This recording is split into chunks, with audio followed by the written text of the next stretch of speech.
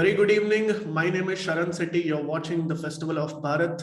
We are joined by somebody really special today, Mr. Frank Rausan Pereira. We've all grown up seeing him on television on Rajya Sabha TV. Now he's the editor-in-chief of Bharata First. So, namaskara. Thank you so much for joining us. Namaskara, namaste, Sharan. It's a pleasure to be here. Thank you so much for having me on your platform. Wonderful being here. Really appreciate it. It's our pleasure to have you here too. And we are going to discuss a lot of things because especially we students have been seeing your shows on Rajya Sabha TV and we've grown up watching a lot of your episodes. So it's been very instrumental in shaping our policy views, etc. And on that note, let me ask you my first question. What drew you into journalism? That's a long story. So I was always interested in sports and I was very good at it. Not track, but field events were my thing in school, and also general sports. I represented school in hockey, in football, and cricket. And cricket was my game of choice, and I loved playing it, and I was very good at it. And I would say that I was on par with some of the best at that time. But unfortunately, I did not have a godfather to push me through the system. So I was always somewhere in the background and never in the forefront because I didn't have that person to take me forward. Right. And corruption was part of the game right from then on. And at a very early age, I understood how this is and how it works and what kind of an impact it can have on anybody's life. And it had a massive impact on my life also. I didn't speak about it too much at that point in time. I come from a very humble background, lower middle class family. Dad was a banker and mom a teacher. And in those days, even today, well, where do teachers get paid that well? So, so that kind of a background. So didn't really have anyone to push me through the system. And so then I gave up playing cricket in school. And I started playing basketball after that. And I was very good at that as well. And I represented my college, which you told me was your alma mater also. So Yes. Christ University. It was Christ College when I was there. Now it is Christ University. So I represented college as well. And that's when I decided, when I decided that I couldn't get through the system, that maybe sports is not my thing. I need to start looking at a second career option. And very early on, once I finished my 10th standard itself, in PUC, I got a science seat in one of the top institutes in the city of Bangalore. I grew up in Bangalore, born in Bangalore, brought up in Bangalore, got a science seat. And not because I wanted the science seat, I scored quite well despite not being too interested in academics. Academics was not my thing, but I did enough to do well in the exams to get those marks that were required. And when I had asked a cousin of mine actually to bring a form from college to fill up the form, he brought a science form thinking that, because in those days, everyone either wanted to do medicine or engineering. It still is the case, I guess, but nowadays we have a few more options. Right. So science and medicine was the only thing. So I filled up, since that form was bought, 100 rupees was paid for that form back then. It was quite a bit of money. So I decided to fill it any which ways. So I got the science seat, but I refused it. And I took up arts. And that's when I think Christ had just started the journalism program as well. So at PUC itself, I decided 11th and 12th that journalism is what I want to do, and that could be a good career option. Right. So I did my PUC 11th and 12th, and then got into Christ, and I got into the program of my choice, which was journalism, psychology, and English. And so that's how the journey began. And I've always wanted to be a journalist right from a very young age. So it was Dr. Naresh Rao, right, in Christ? Yeah, he wasn't a doctor then, but yes, it was Mr. Naresh Rao who was my lecturer, and a very nice man, very let us do what we wanted to do, and thorough gentleman, and really appreciate everything that he has done for us and for me as well in shaping my journalism career. Right. We have an eerily similar trajectory. Of course, I'm much more junior to you, and I seek my inspiration from you. But not only did I do my college in Christ and later Manipal, but also the reason I got drawn into journalism was because of corruption in cricket. I can't believe that this is more than a coincidence, perhaps. But let me ask you a small follow-up now. How would you summarize your journey at the Rajya Sabha TV? In one word, fantastic. Mhm. I am what I am today because of Rajya Sabha TV. It's given me a great platform. It's given me a great way of launching myself.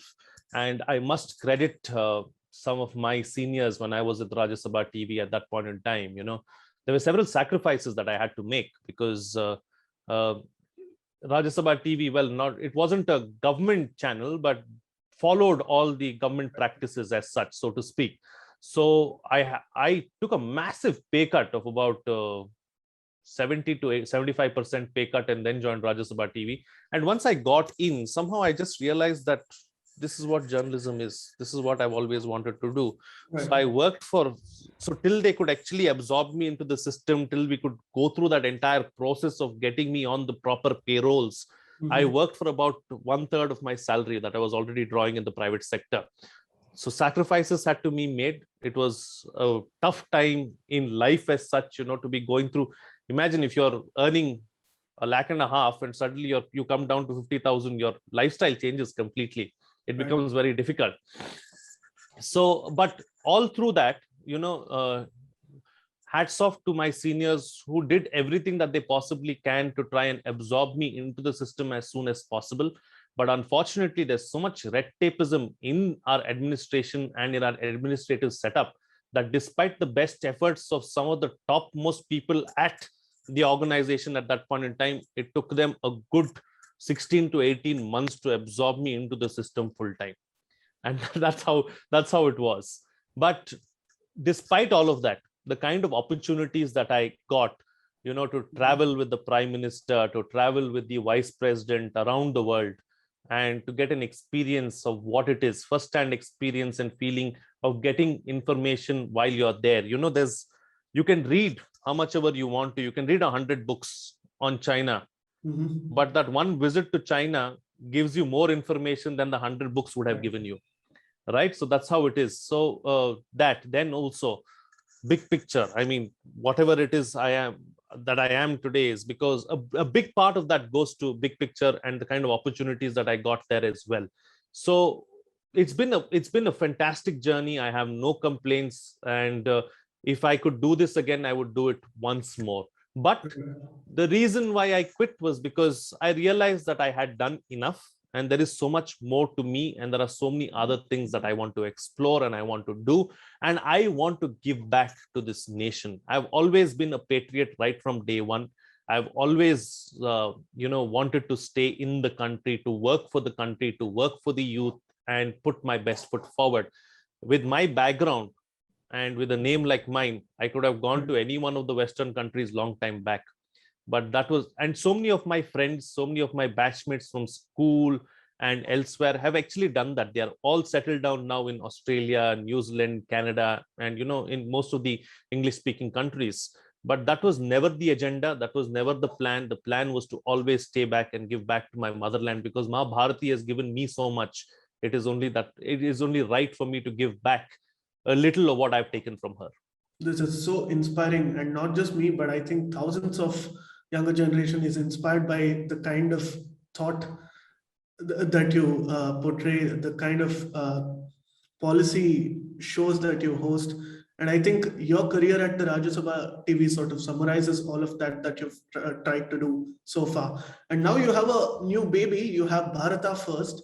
And I'm really curious to know about the story, how you conceptualized it. You're the editor in chief now. And if we look at the pandemic, especially, people have started to consume news on new media platforms, on mobile phones, YouTube, essentially. And that's how a lot of our channels are thriving and surviving as well. That is one question, the story of Bharata First. But also, what I want to ask you is, why not India first? Why Bharata First is what I'm very intrigued by.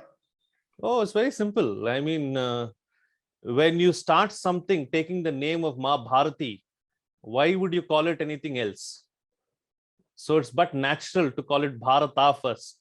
And there is no mention of India in any of our Itihasas or Puranas. Bharata comes from our Puranas.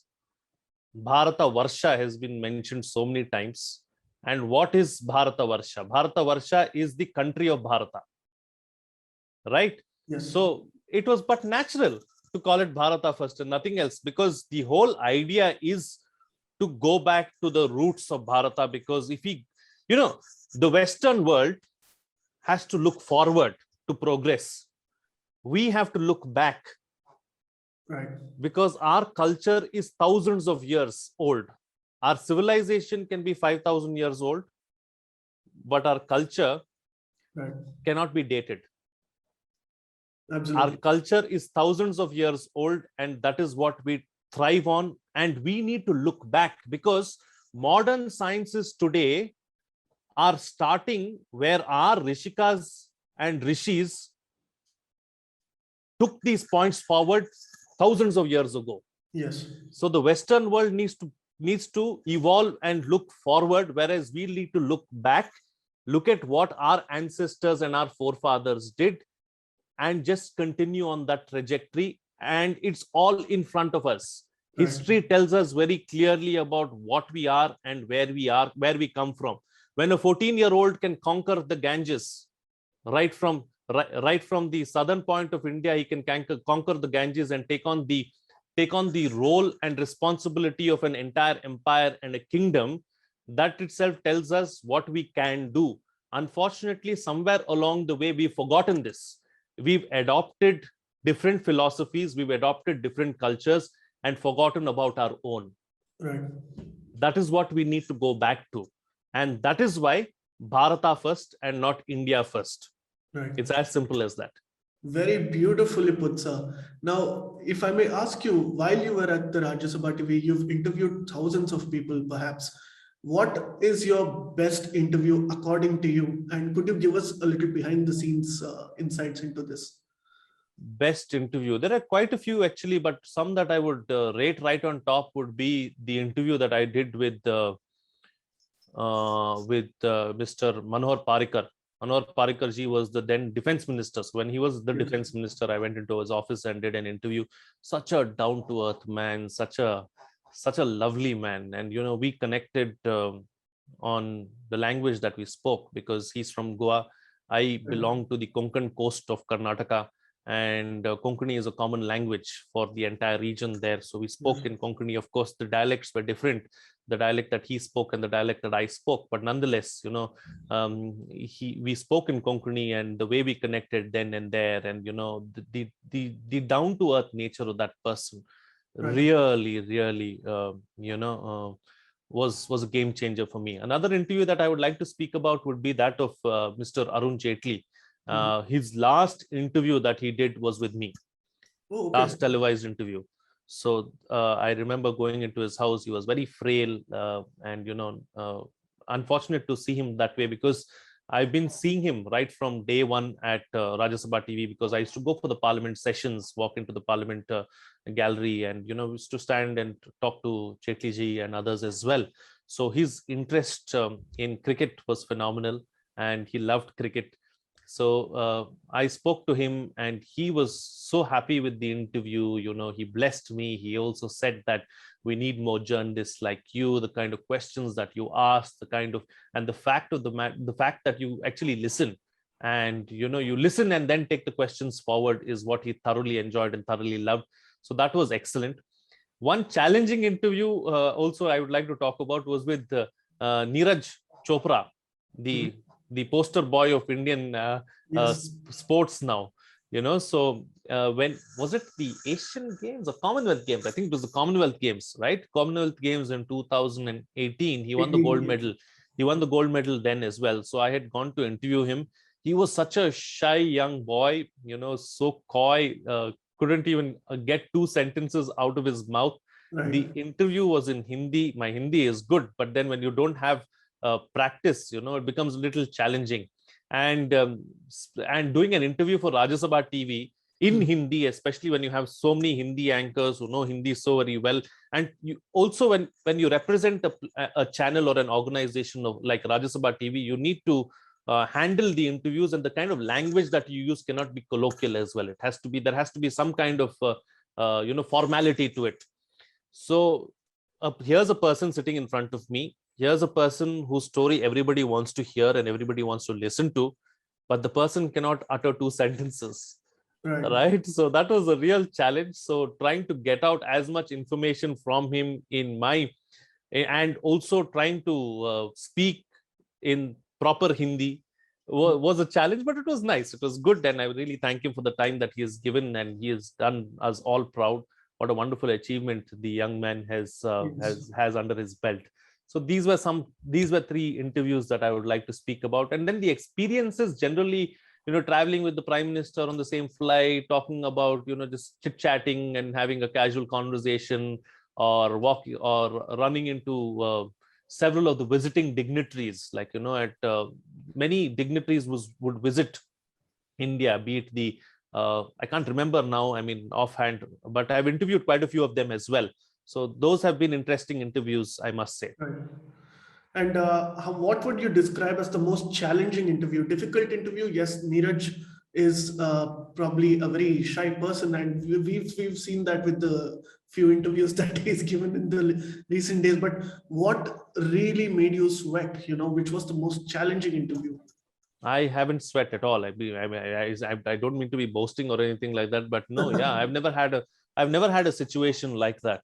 Right. Where I would have to sweat, or where I would be like, oh my God, what's going to happen now, or what's going to happen next, has never happened.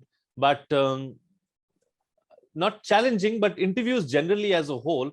I can remember one interview that I did with Kiran Rijiju. He was Minister of State back then, when he had just been elected and came into Parliament. I think it was way back in 2014 or 15. It was, I can't remember quite clearly. Right. And he wasn't even staying in his house. A house was not allocated to him. Right now, he's got a nice and sprawling, spacious bungalow, of course. But back then, he was staying in one of the bhavans. Delhi has a lot of these state houses. So I can't remember if it was his state house or another state house, but it was somewhere next to the Tamil Nadu Bhavan. I remember very clearly. And the interview was supposed to happen at, I think, at about 7:30 or so. But the man was so busy that he came at 1 o'clock, and we were waiting there with the team till about 1 o'clock, 1 a.m. And we did the interview past 1 a.m. So this was morning, right? Yeah, 1 a.m. 1 a.m. So that was one interview, one challenging interview that we did. And we really had to wait long for that. Another interview that I can remember this way was with BJP's South Bangalore MP, Tejasvi Surya. Right. So this was before he actually became an MP, but he was the talk of town. Everybody wanted to interview him. It was a very prominent seat. Anand Kumar was not contesting there after such a long time because he was no more. But then, yeah, so I'd gone to interview him, and there too, it was challenging, not because of anything else, but he had so less time. And we at Rajya Sabha TV had slots of 30 minutes. We didn't have 10-minute slots or 7-minute slots or anything like that. So the challenge was to try and stretch that interview for 25 minutes because his people around him constantly wanted him to, get out of there. And that interview too, I think, took place at around 12:45 or something like that, past midnight. Right. So the wait time and, just having nothing else to do, is challenging, I guess. But otherwise, I've never been in a spot, so to speak, right through my career. But I would like to talk about the first time that I went on air, the first time that I anchored a newscast. All right. I think this was I was already a journalist for many years back then, but I just stepped into the world of television anchoring. This was in January 2010, January or February 2010. I can't quite remember, late January, early February. I was with an organization called News 9. It no longer exists. It's part of the TV9 group. It was part of the TV9 group, a very big group. And there was this whole incident of this Nityananda breaking on television about him and his, I don't know, exploits is what I can call it.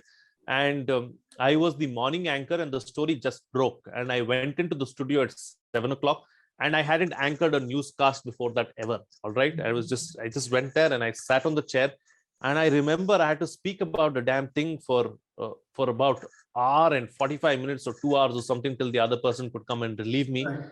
And I didn't know what I was doing, but I don't know. I somehow managed and pulled it off for 2 hours. And I think that was the most challenging experience for me, sitting in the anchor's seat or the anchor's chair. And I'll be honest with you, till then, I hadn't even heard of Nityananda. So I didn't even know who this man was, what he had done, or what he was all about. So sitting in a situation like that, I just got one line saying that there is a controversy regarding Nityananda, talk about it now.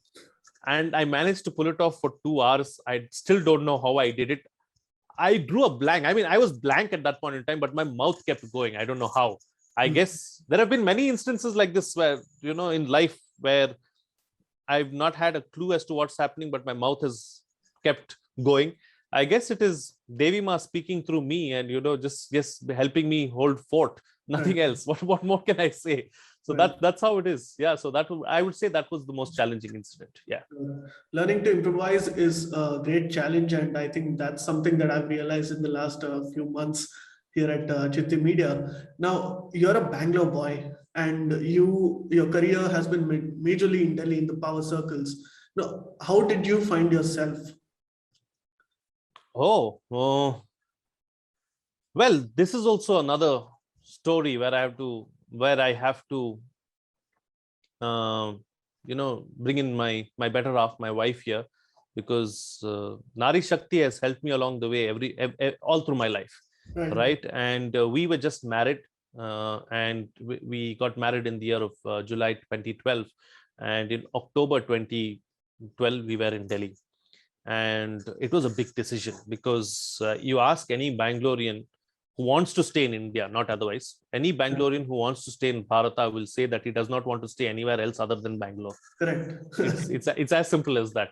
And yes. I was going through that issue as well, and that was constantly playing on my mind. And my wife said, "No, let's pack up, let's go, because this is a massive opportunity for you. How long are you going to be here at News 9, and how long are you going to be in Bangalore?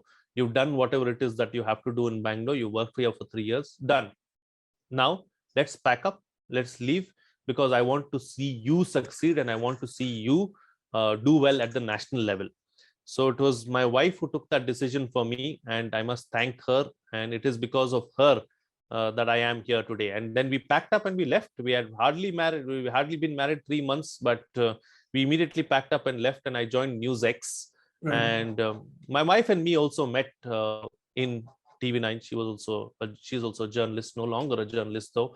So News X I had one condition, that if I'm moving, then my wife also has to be given a job there, which they agreed. So we both anchored at News X as well, stayed there for a year, and then I moved on to Rajya Sabha TV in 2013. That's the story. Right. And you have covered niche issues, right? Like whenever we had to research for a subject in strategic affairs or national security, YouTube is the last source where you could check for such, policy information or insights. But then we would see your shows and we would be surprised, and also not so surprised, because we know that we can expect such quality from your show. And you've been a source of guidance to a lot of UPSC aspirants as well. I mean, how did this come about? I'm genuinely curious. So the kind of topics that I take up, actually, I don't like to go with the flow. That's always been the case, with me all through life. I've always wanted to go against the current, swim against the current. And these other issues, there is enough and more information about it any which ways. So you might as well take up issues where nobody is talking about it, because we are 1.3 billion people, so 130 crore people. Everyone has to be catered to. So there'll never be a dearth of audience. There'll always be viewers. The focus has to be on good content. As long as your content is good, as long as you produce good content, nothing can stop you. So that has been the case with the kind of topics that I pick up, or the kind of issues that I touch. And with regards to UPSC aspirants, I realized while I was working at Rajya Sabha TV, to be honest with you, I didn't know too much about the UPSC, or I didn't know too much about India's civil service. Right. But while I was with Rajya Sabha TV, because of the kind of issues that I was taking up, because of the kind of shows that I was doing, several people reached out to me, and several youngsters came up to me, walked up to me, and told me that I'm an inspiration. And in the beginning, I didn't take it seriously, because there were a lot of people who walked up to me, recognized me when I was in Bangalore and when I was in News 9 as well. When we would go out for a meal, when me and my wife would go out for a meal, there would be so many people who would be like pointing fingers and be like, Right. oh, I know this guy, kind of a thing. But it was limited to that. There were several times where I had to wear caps and go out to the malls just so that I'm not recognized, because I didn't like the finger point. It's not like I was mobbed, but I didn't like the finger pointing. It just Right. felt weird. Privacy. Yeah, not even privacy, it just felt weird. I mean, you don't want people pointing fingers at you. So, but with Rajya Sabha TV, I must say it's next level. I don't know what to call it.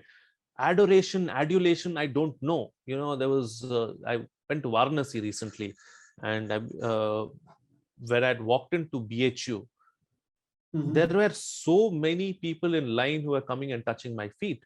And it was surreal, to be honest with you, and then I started accepting it and then I started genuinely blessing all of them also, because I know that is part of our culture. I know that is part of our sanskara. So I started doing that, and so many people would come up to me and say, sir, you're like Dronacharya to us. Sir, you're our guru. Sir, you're, all these things. I'm not blowing my own trumpet, but this actually happened. And most of them were preparing for UPSC. And then I realized the kind of impact that I was having on their lives.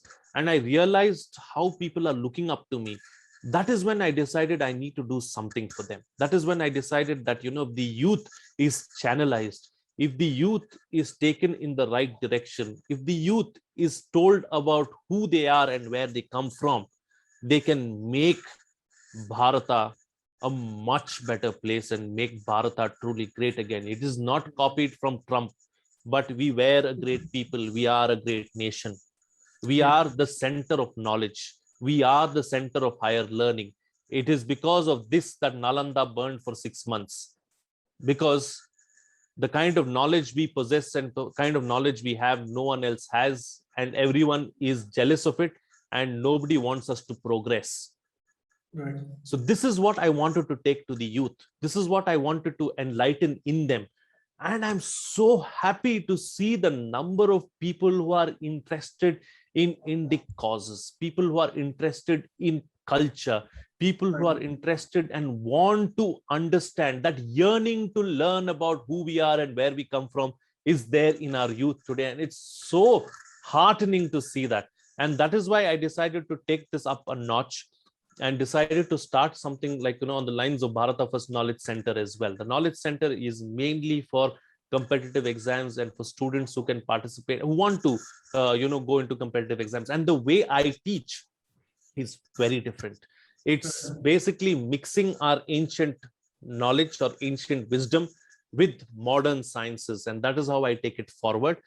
And nobody else teaches the way I do. And nobody else has seen this as well. And the kind of response, the kind of, testimonials that I've received from the Knowledge Center is phenomenal.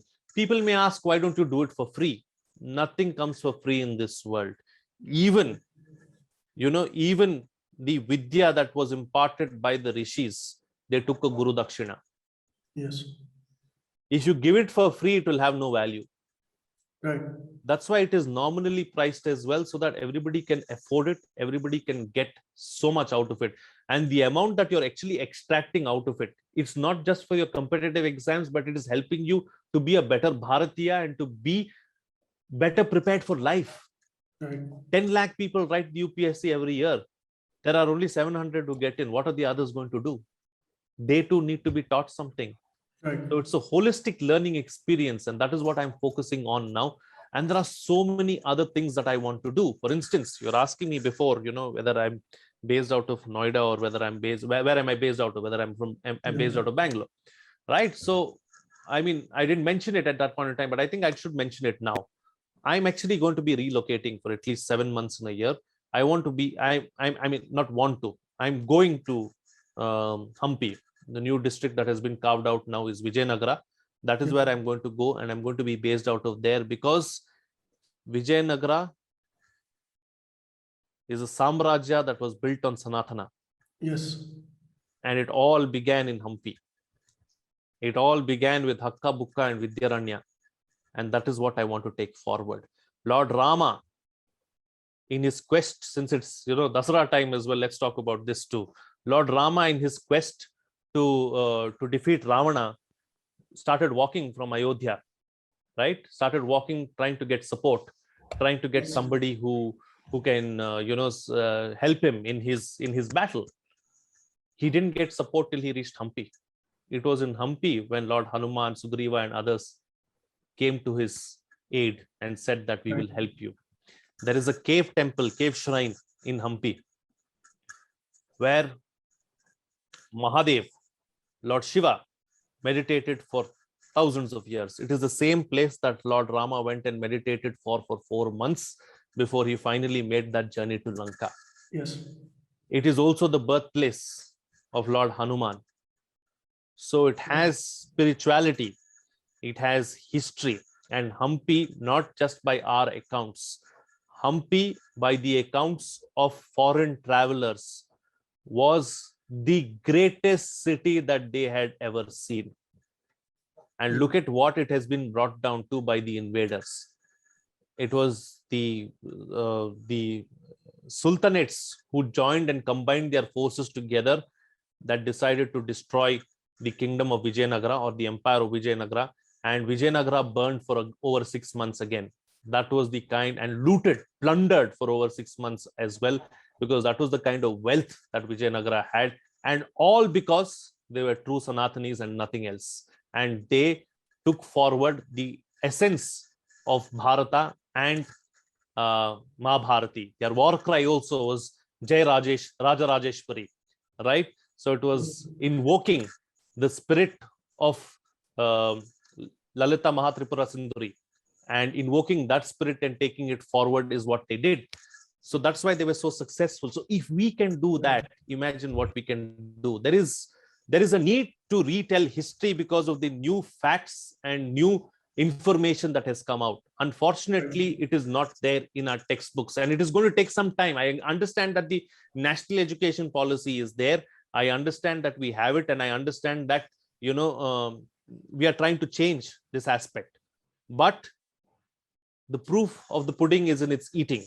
So until it is implemented in the right way, we don't know which way it is going to go. So we have to wait and see how it is implemented. I don't want to wait for another 30 years. I'm going to be an old man. I want to do it right now. So I'm going to be moving to Hampi, and I'm going to be telling the real stories of Bharata, so that people like you, me, and everybody else gets to know the true essence of Bharata and understand what really Bharatiyata means.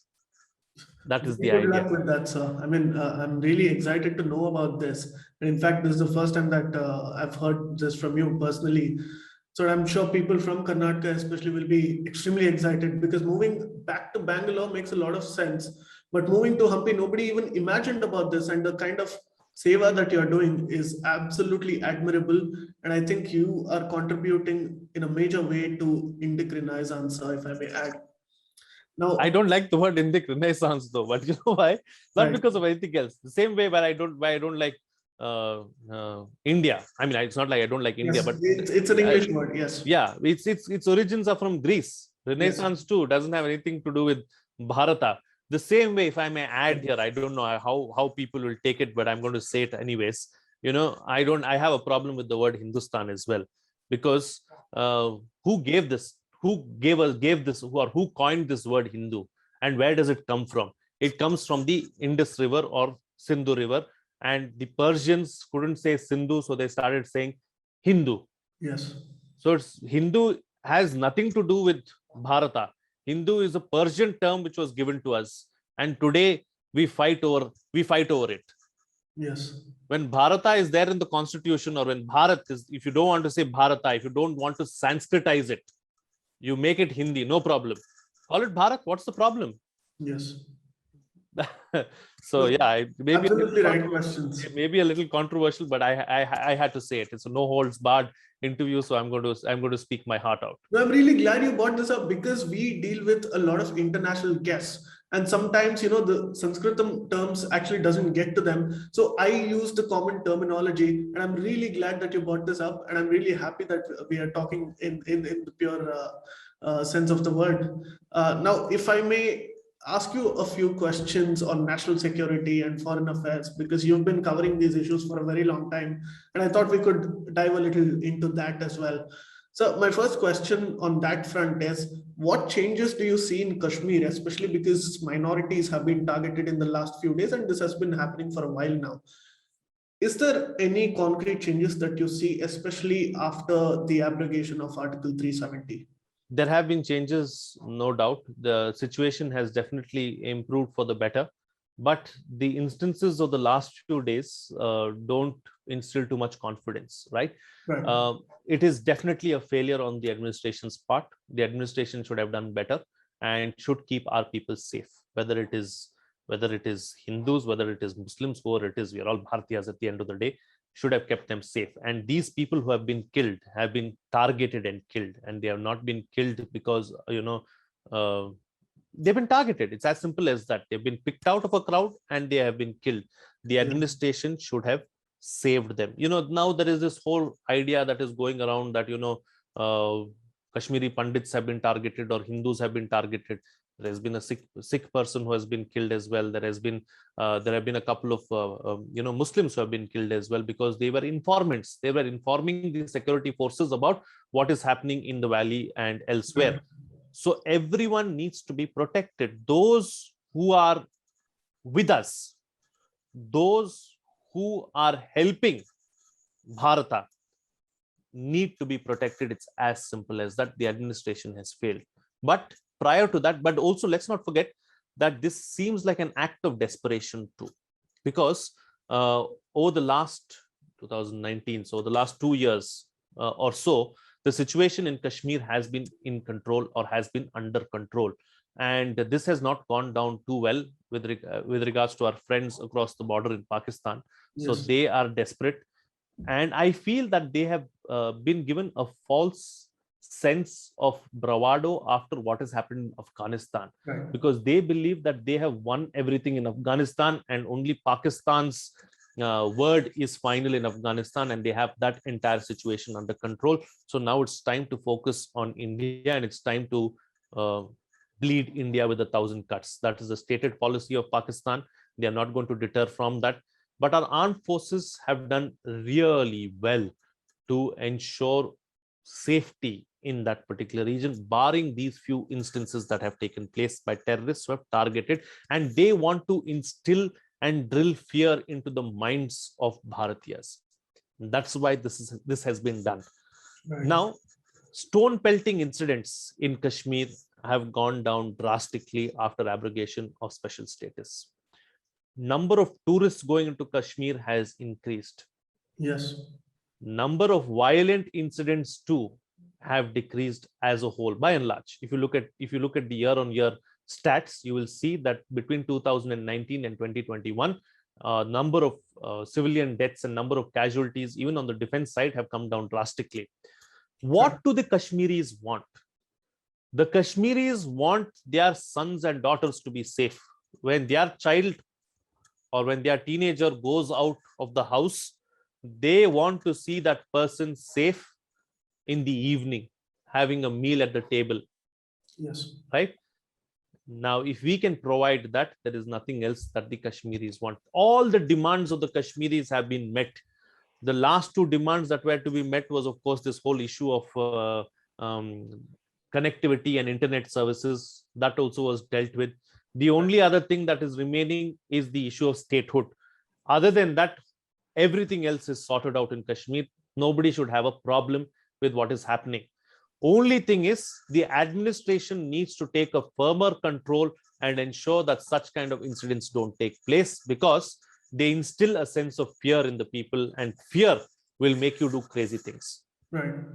Thank you so much for those comments. And speaking about internal security, now the Naxal violence has also drastically come down in the last 5 or 10 years, broadly speaking. And I think the violence hit areas were about 150 districts or something just a decade or two ago, and it's come down to a few districts in Chhattisgarh and a few other parts of that eastern part of India. Now, what do you attribute this to exactly? First and foremost, the whole Marxist or Naxal ideology is waning around the world.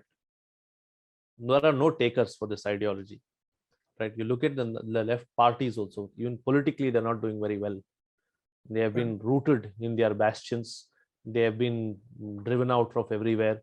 Even in Kerala, they are in power, no doubt. But even in Kerala, the Marxists and the left parties are talking about religion. They are also, holding events and so many other functions with pictures of Hindu devis and devatas in the background.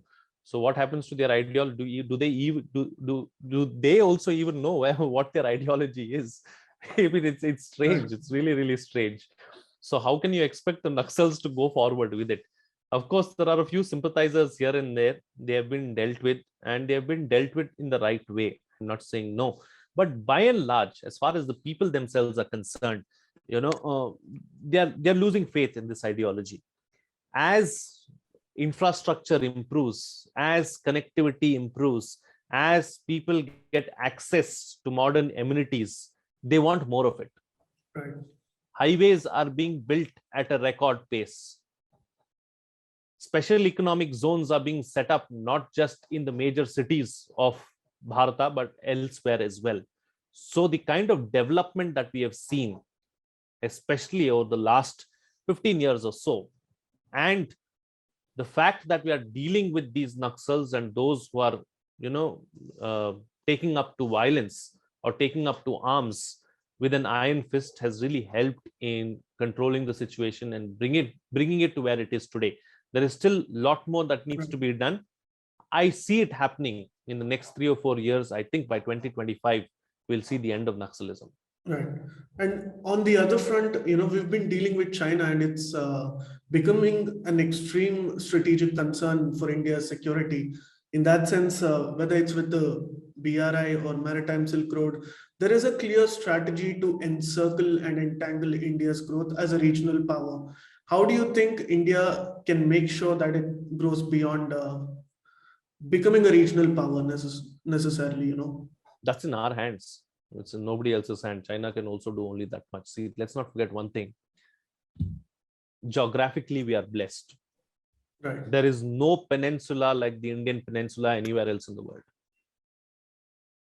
That itself is a big game changer for us. Right. And that is something that China cannot digest, because China's entire energy security needs, or about 85% of it, goes through the Indian Ocean. Yes. And the Malacca dilemma, as far as China is concerned, is a major problem for them, because they believe that it is a big issue. People keep talking about the Chicken Neck corridor or the Siliguri corridor in India, but that is it being 22 kilometers wide. Not at all a big deal. We have it completely secured. For China, the Malacca dilemma is far worse, right? And that is a real concern and a real problem. None of this will matter if we get our economy back on track and if we become an economic superpower. Right. Hopefully, with this infrastructure master plan, Gati Shakti, Yes. we will see that happening. The problem, excuse me, the problem for India has always been that we've had some amazing plans. We've had some amazing schemes. Implementation has always been a problem area.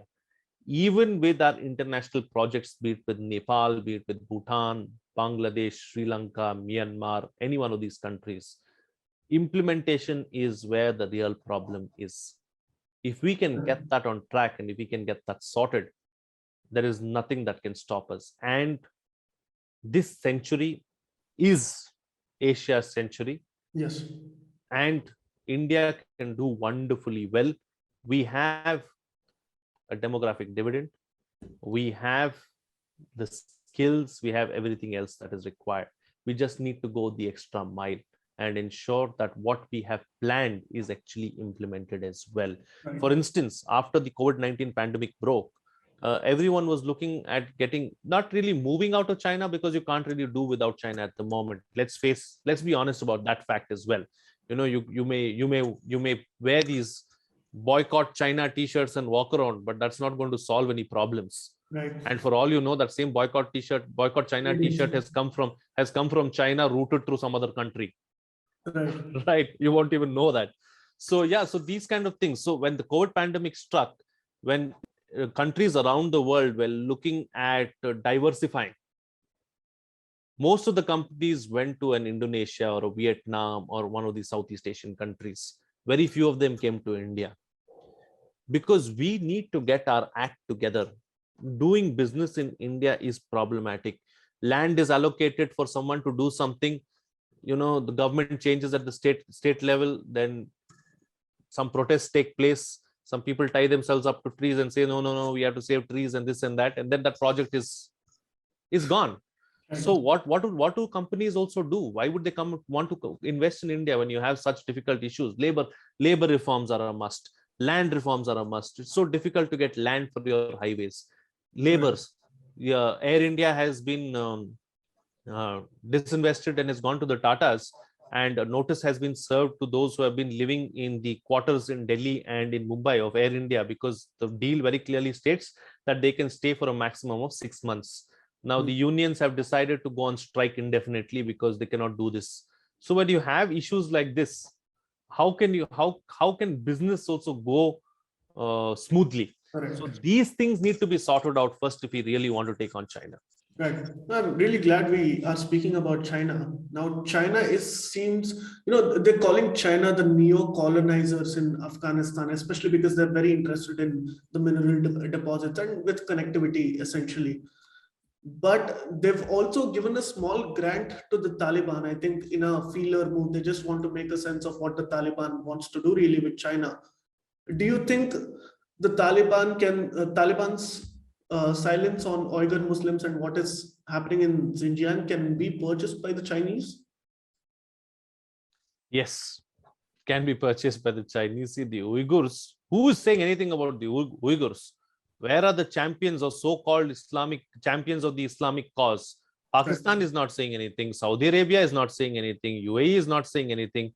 So when the champion, Turkey is not saying, Turkey is looking for supremacy as far as the Islamic world is concerned. There is a massive battle between Turkey and Saudi Arabia, whereas Turkey made even a chew about Xinjiang.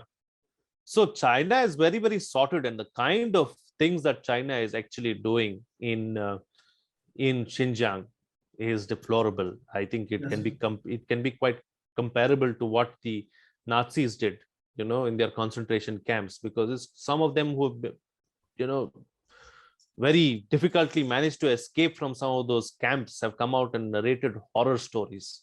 And it's very sorry. It's a very sorry state of affairs. Nobody seems to be talking about it. I mean, we have no qualms with that. I mean, we don't have any role to play there, so we shouldn't be talking about it. It doesn't matter to us, because you're just going to be irking the Chinese and just, ruining the relationship even further. But where are the champions of the Islamic cause? Why have they quiet? They seem to be wanting to talk about Kashmir. Talk about Xinjiang first, then talk about Kashmir. Right.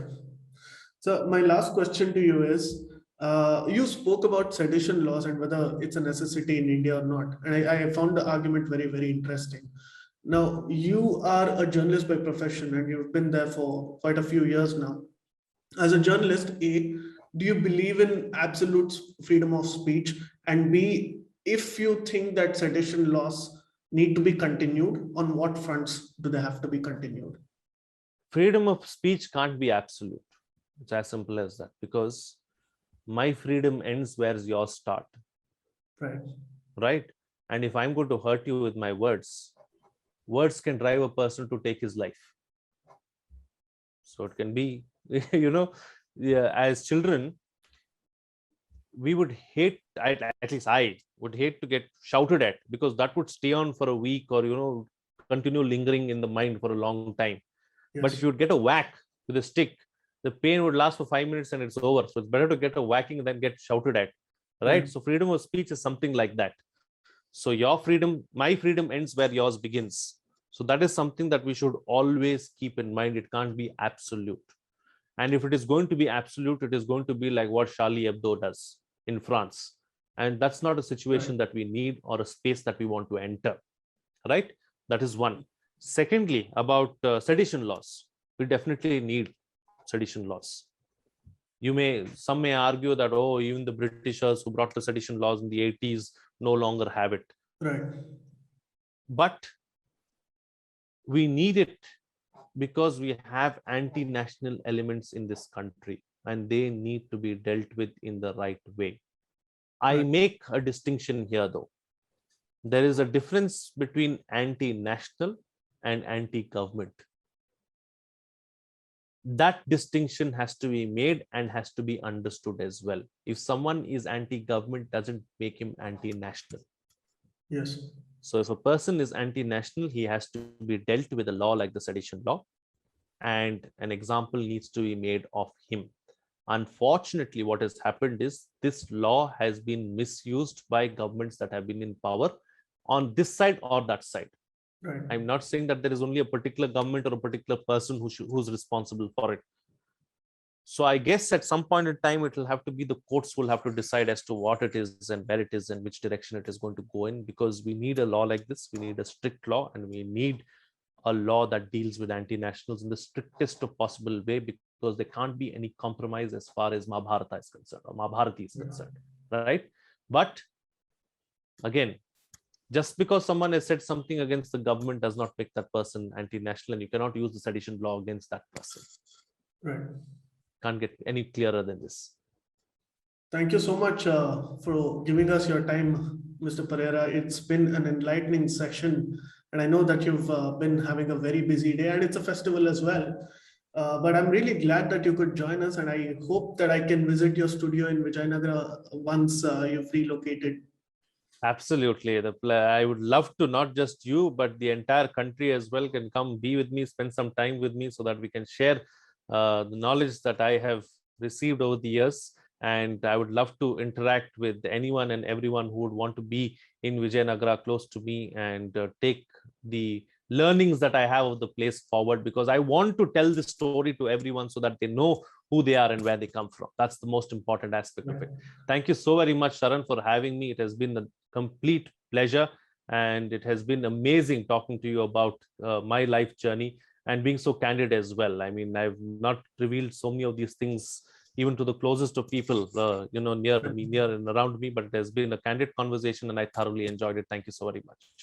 Thank you so much, sir. It's a privilege for me to interview you, and it's an honor, I must say. The honor and privilege is mine.